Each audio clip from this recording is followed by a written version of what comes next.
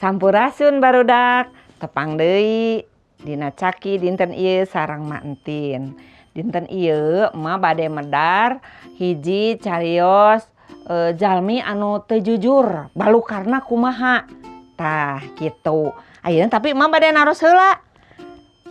Teteh Mega gea saha anu dinten ieu hilap ngadoa? Henteu? Henteu hilap ngadoa? Henteu. Sae. Hilap acan nyanak buku? Abi. Tah, sae kedah kitu nya, kedah jujur. Sabab aya hiji carita dina kitab suci anu medar kaayaan jalmi anu teu jujur. Kumaha balukarna lamun urang henteu jujur nya. Kieu caritana yeuh barudak. Hiji mangsa aya salaki pamajikan anu ngajual tanahna. Tuluy duitna diserenkeun ka Ki Rasul ka bait suci. Bareng ditanya si salakina teh ngabohong, namina teh Ananias.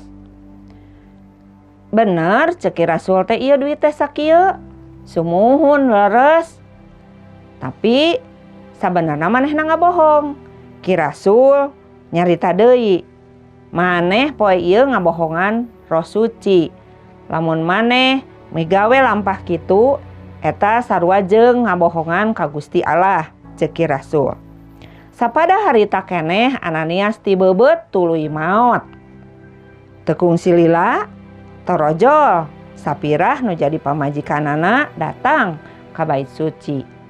Ieu oge ditanya ku Ki Rasul, naha bener duit ladang ngajual tanah teh sakieu?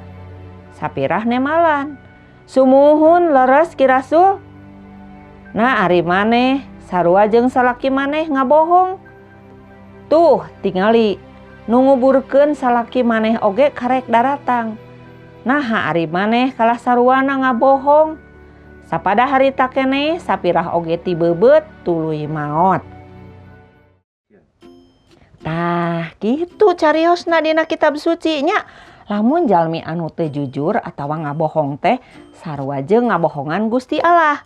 Kunaon? Sabab Gusti Allah mah maha uninga. Nya kumargi kitu urang hayu urang sasarengan diajar jujur nya.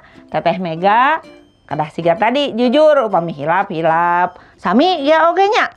Kadah jujur ka mamah upami ditaros atanapi ka saha wae. Kitu oge barudak anu di bumi nya. Kadah jujur. Hayu urang sasarengan diajar jujur. Cak deui ka dieu caki dina dinten ieu tepang deui sanes waktos sareng Ma Entin dina carios nu sanesna. Yuk, dadah.